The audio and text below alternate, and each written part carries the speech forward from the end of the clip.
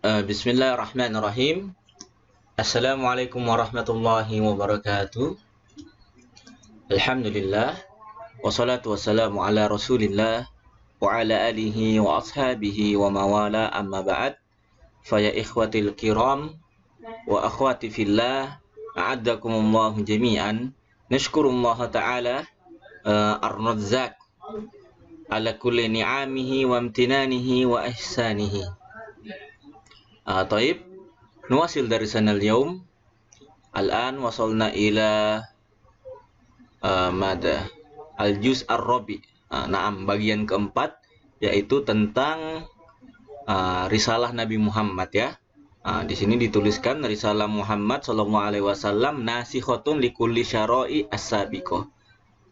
Risalah atau syariatnya Nabi Muhammad sallallahu alaihi wasallam itu menghapuskan syariat nabi-nabi terdahulu. Maksudnya ajaran nabi terdahulu ya, seperti Nabi siapa? Nabi Musa, Nabi Isa yang terdapat di Taurat dan Injil, semuanya itu dihapuskan ya. Diganti dengan ajaran Nabi Muhammad, terkecuali masalah i'tiqadiyah ya. Masalah apa? Masalah akidah. Akidah itu masalah keyakinan ya. Semuanya nabi sama ya. Semuanya nabi itu mengajak kepada Tuhan yang satu. Siapa? Mengajak kepada Allah Subhanahu wa taala. Di Al-Qur'an dijelaskan ya, bahwasannya nabi siapa? Nabi Isa itu mengajak Bani Israel untuk sama-sama menyembah Allah. Kata Nabi Musa, "Ubudullaha rabbi wa rabbakum." Sembahlah Allah Subhanahu wa taala, Tuhanku dan Tuhan kalian. Itu perkataan Nabi Musa ya. Nggak tahu ya, ini kenapa orang-orang Nasrani, orang-orang Kristen ini menjadikan Isa ini sebagai Tuhan ya. Ini karena penyimpangan para pendeta-pendeta ya. Itu dia, kita baca secara ringkas saja ya. Masalah akidah, tidak ada yang berubah dari zaman Nabi Adam sampai Nabi yang terakhir, semuanya menyembah Allah ya. Tidak ada istilahnya Nabi ini mengajak kepada menyembah Buddha, menyembah dewa-dewa. Semuanya menyembah Allah Subhanahu wa taala. Yang kedua, umur tasyri'iyah. Ini masalah syariat. Adapun masalah syariat dalam Islam itu dirubah ya. Syariat umat-umat terdahulu itu diganti dengan syariat Islam. Ini sesuai dengan masolih, sesuai dengan maslahat dan hajat manusia. Beda zaman dulu sama zaman sekarang itu beda ya. Mungkin syariat zaman dulu itu cocok, sekarang tidak cocok. Makanya diganti dengan syariatnya Nabi Muhammad Shallallahu Alaihi Wasallam, syariat yang paling sempurna. Adapun ya, setelah syariatnya Nabi Muhammad maka tidak ada syariat yang lain. Taib, tadi ada gangguan sedikit Ustadz Paus. Sampai mana tadi ya? Sampai bahwa syariat Nabi Muhammad syariat yang terakhir ya. Bahwa setelah syariat Nabi Muhammad itu tidak ada syariat yang lain ya. Adapun orang bikin syariat sendiri, bikin ibadah sendiri, maka dalam agama itu dinamakan bid'ah ya. Bid'ah. Misalkan buat sendiri dia sholatnya 6 waktu atau 7 waktu, atau nambah-nambah rokaatnya. Misalkan yang 4 dijadikan 5, yang 3 dijadikan 4, atau dikurangi 2 dijadikan 1. Ini namanya bid'ah. Ini dia dalilnya, Ali Imran ayat 85, wa may yabtaghi ghairal islami dinan falayuqbala min.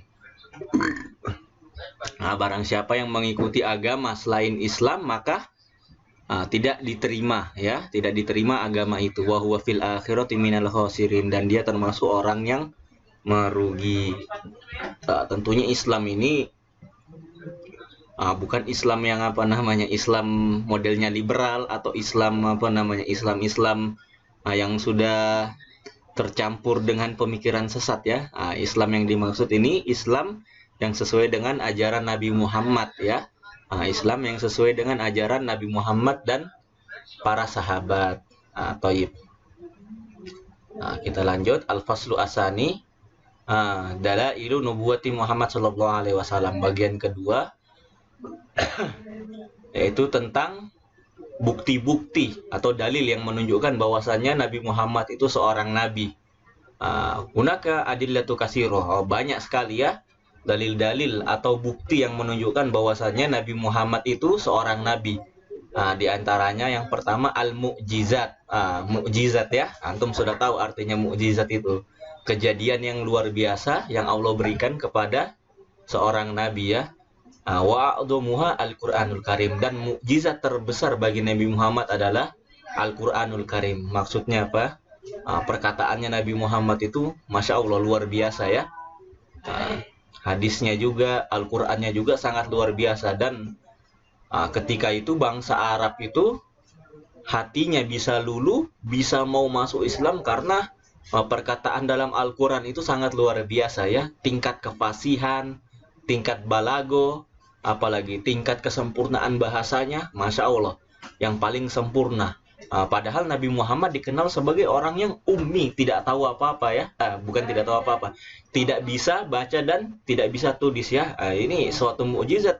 Orang yang tidak bisa tulis, tidak bisa baca, tiba-tiba bisa menjadi orang yang sangat fasih, yang hebat dalam berbicara. Ini suatu mukjizat atau suatu keajaiban.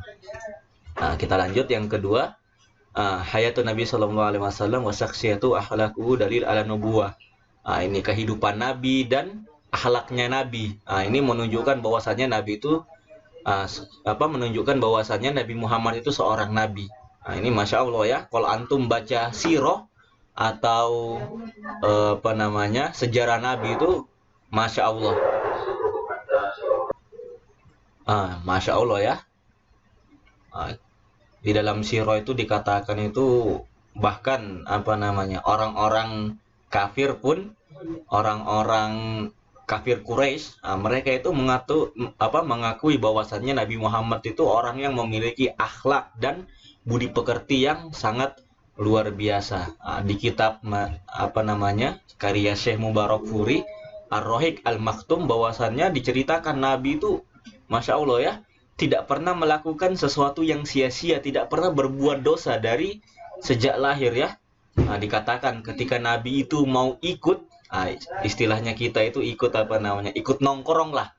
Ikut nongkrong sama orang-orang yang seumuran dengan Nabi, Allah jadikan Nabi itu ngantuk dan tidur ya, sehingga tidak bisa ikut bersama temannya nongkrong ya. Kalau orang nongkrong ya, apalagi zaman jahiliyah ya, pasti sudah ada perempuan, ada minuman dan lain sebagainya. Ini dia dalilnya yang menunjukkan Nabi Muhammad itu memiliki akhlak yang sempurna dan budi pekerti sempurna. Al-Ahzab ayat 21, laqad kana lakum fi Rasulillahi uswatun hasanah. Enggak usah artikannya, sudah paham semua insya Allah. Ayatnya sering dibaca. Dan surah Al-Qalam, mungkin antum udah hafal. Wa innaka la'ala hulukin azim, dan engkau wahai Nabi Muhammad berada dalam akhlak yang sangat tinggi atau akhlak yang mulia. Insya Allah ya. Ini keindahan, kesempurnaan akhlaknya Nabi Muhammad tidak bisa digambarkan dengan lukisan, tidak bisa dituliskan dengan pena ya. Masya Allah, saking indahnya akhlaknya Nabi Muhammad itu. Kemudian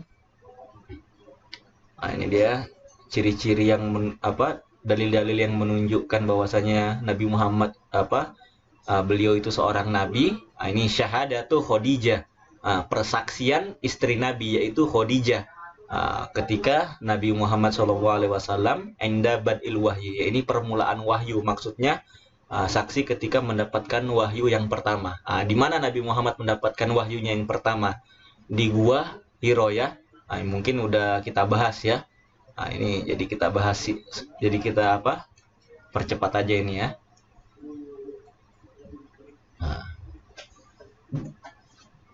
Masya Allah ya. Karena ya. Taib. Yang kedua yaitu syahadatu anna Abu Sufyan syahadatu Abi Sufyan qabla islamihi wa tasdiqu hirqallahu. Persaksian Abu Sufyan. Ini Abu Sufyan ini anaknya Muawiyah ya, salah satu sahabat Nabi Shallallahu Alaihi Wasallam ya. Persaksian bahwasannya Nabi itu seorang Nabi Muhammad itu seorang nabi, dan pembenaran tasdik dari Hirqal, yaitu raja Raja Romawi ya, atau apa namanya, Hercules mungkin bahasa Inggrisnya kalau nggak salah ya.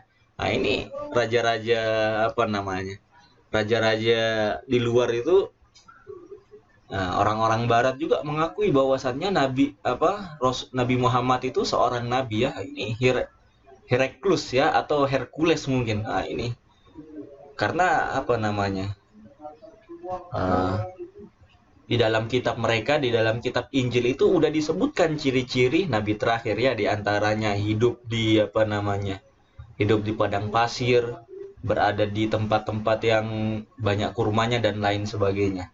Nah, itu ada ya, dan memiliki tanda kenabian ya. Khotimul apa namanya?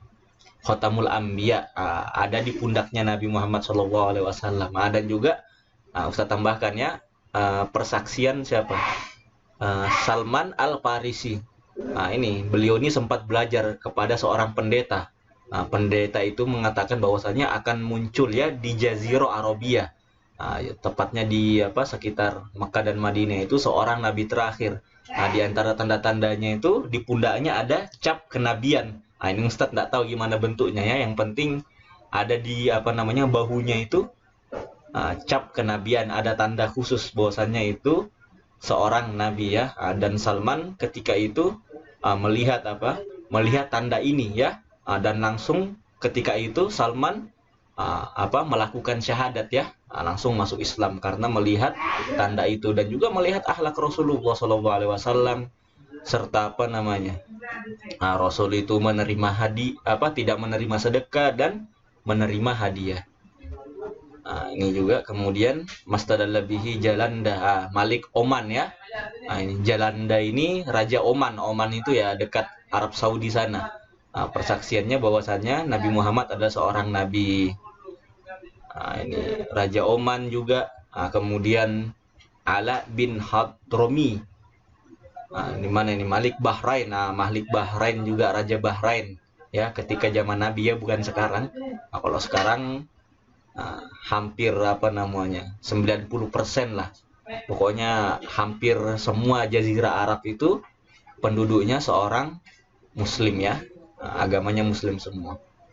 Nah, kemudian ya, dalil yang kelima, syahadatu Quraisy, saksi dari orang-orang Quraisy sendiri ya, bahwasanya Nabi Muhammad itu orang yang amanah dan as-sidq, terpercaya. Ini pelajaran kita ya, yang pada bab yang lalu ya. Ini orang Quraisy sendiri mengakui sebelum Nabi Muhammad itu jadi nabi, Masya Allah ya, menjadi julukannya Al-Amin, orang yang sangat dipercaya ya. Masya Allah ya. Bahkan ketika Nabi itu diperintahkan untuk untuk jahar bidakwah, berdakwah secara terang-terangan, itu Nabi Muhammad itu kalau nggak salah itu orang Quraisy berkata kepada Nabi Muhammad ketika Nabi Muhammad mau mendakwahi mereka, ya, kami akan mendengarmu wahai Muhammad, karena kamu adalah orang yang jujur dan terpercaya dan tidak pernah berbohong sama sekali. Ini orang Quraisy sendiri mengakui ya. Tapi ketika didakwahi, ya begitu, Quraisy menolak dan memerangi Nabi. Kemudian syahadah Quraisy yang pertama. Yang kedua tarkud dunia wal i'rad an zuhrub zoharifuha. Nah, Masya Allah, Nabi Muhammad itu orangnya sangat zuhud sekali ya. Ini masalah dunia, tidak ada ceritanya Nabi Muhammad itu numpuk-numpuk harta. Tidak ada ceritanya Nabi Muhammad itu rumahnya gede, emasnya banyak, dan lain sebagainya ya. Masya Allah, hidupnya sangat sederhana sekali ya.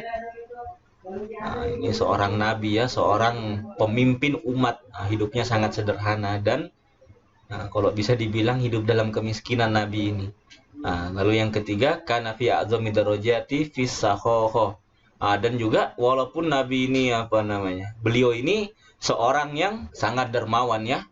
Masya Allah, apapun yang beliau miliki itu beliau sedekahkan kepada orang-orang yang berhak menerimanya. Ini Nabi Muhammad SAW. Kalau misalkan hidup di zaman sekarang, Rasul pegang HP-nya iPhone ya, iPhone 11 atau 12. Misalkan kita minta itu langsung dikasih. Ini sangat saking sangat dermawannya Nabi Muhammad SAW, apapun yang diminta oleh orang pasti akan dikasih. Selanjutnya, karena fi goyatil fasoha wal balago. Nabi Muhammad itu ini dan diakui juga ya oleh orang Quraisy memiliki tingkat kefasihan dan balago, dan juga kesempurnaan bahasa yang sangat tinggi. Padahal asalnya Nabi itu ummi, tidak bisa baca, tidak bisa tulis ya. Taib khamisuha, yang kelima, anna Nabi sallallahu alaihi wasallam tahmilu fi ada'i risalah anwa'an minal masyaqqah. Ini Nabi Muhammad itu di dalam dakwanya menyampaikan agama ini mengalami banyak masyaqqah, tantangan ya, tantangan dan kesusahan. Makanya Nabi Muhammad SAW termasuk dalam ulul azmi, karena dakwahnya sangat berat ya. Tidak hanya dimusuhi oleh umatnya, keluarganya sendiri pun memusuhi beliau.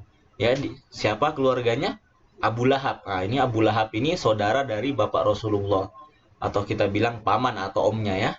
Dan kemudian sadisuha, yang keenam, Anna sallallahu alaihi wasallam kana min ma'a ahli dunya fi goyati tarafu ma'al fuqara wal masakin fi goyati tawadu'a. Nabi Muhammad di mata orang kaya itu, di ahli dunia itu derajatnya tinggi, dan ketika bersama orang miskin juga derajatnya sama ya, tinggi ya. Dan beliau itu tawadu pada orang miskin. Dan yang terakhir, wasama nuha husnu zatihi karimah. Masya Allah ya. Zatihi karimah, maksudnya fisik Rasulullah SAW ini sangat mulia dan sangat sempurna, beda dengan manusia yang lain ya. Ini ada suatu kitab namanya Syama'ilul Muhammadiyah, yang menceritakan tentang sifat-sifat Nabi Muhammad SAW. Di situ disebutkan bahwasannya Nabi Muhammad itu laisa biqosir, laisa bitawil, tidak tinggi sekali, tidak pendek sekali. Artinya tingginya itu sangat ideal ya. Bait baina mankibaihi. Ini antara dua pundaknya itu bait, lebar ya pundaknya. Baru kemudian Masya Allah bentuk perutnya itu sangat, kalau kita bilang sterek ya, kotak-kotak ya. Masya Allah. Dan rambutnya itu ikal hitam ya.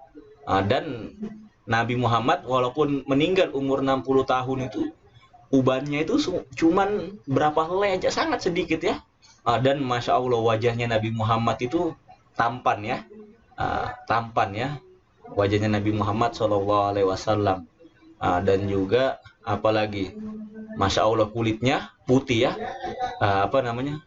Tidak terlalu putih dan juga tidak terlalu hitam gitu. Pokoknya kulitnya itu yang sempurna gitu. Dan juga ini yang paling menunjukkan bahwasanya Nabi Muhammad itu adalah seorang nabi, keringatnya itu wangi. Beda sama orang biasa ya.